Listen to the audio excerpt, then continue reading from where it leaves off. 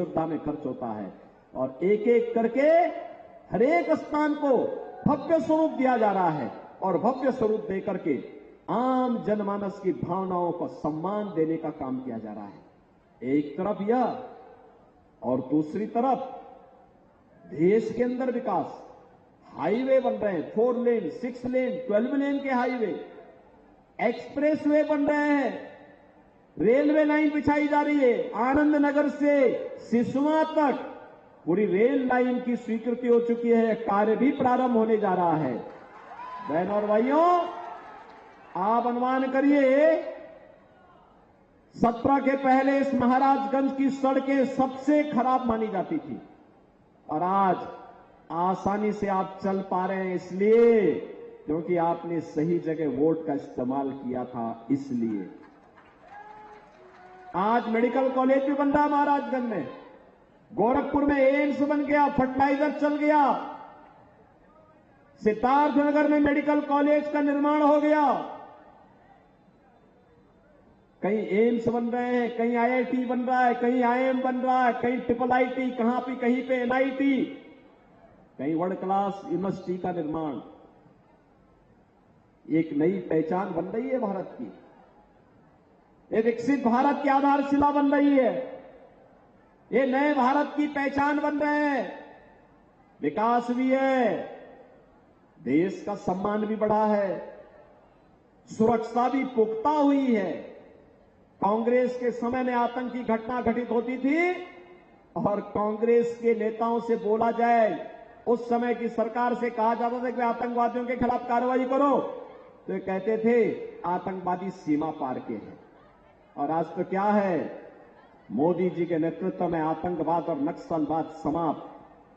अब पटाखा भी जोर से फट जाए तो पाकिस्तान पहले सफाई देता, कहता साहब मेरा हाथ नहीं है।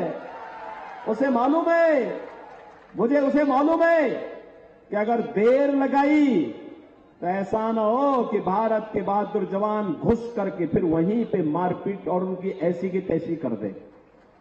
बहनों और भाइयों, ये नया भारत है, छेड़ता नहीं है, लेकिन कोई छेड़ेगा तो उसको छोड़ता भी नहीं है।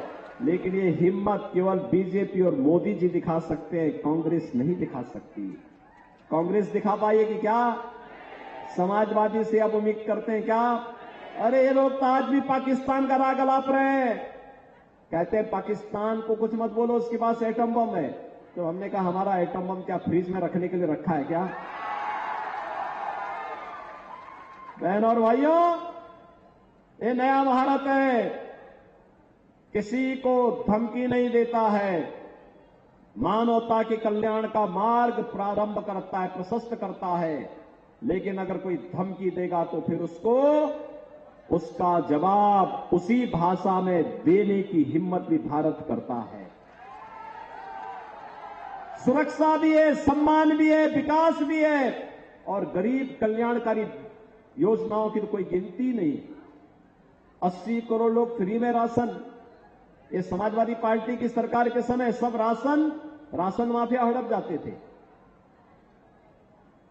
5 लाख रुपए का आयुष्मान भारत का कार्ड, किसी भी हॉस्पिटल में देश के अंदर जाएंगे आपको उसके उपचार की सुविधा मिल जाएगी।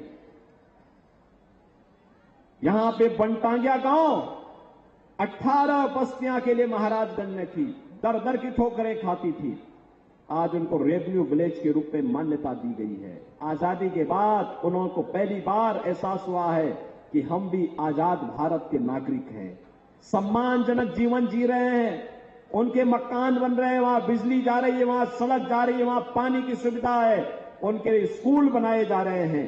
और अब तो मैं धन्यवाद दूंगा उन लोगों को कि उन्होंने ऑर्गेनिक और इंटीग्रेटेड फार्मिंग की कार्रवाई को भी यहां आगे बढ़ाना प्रारंभ किया है।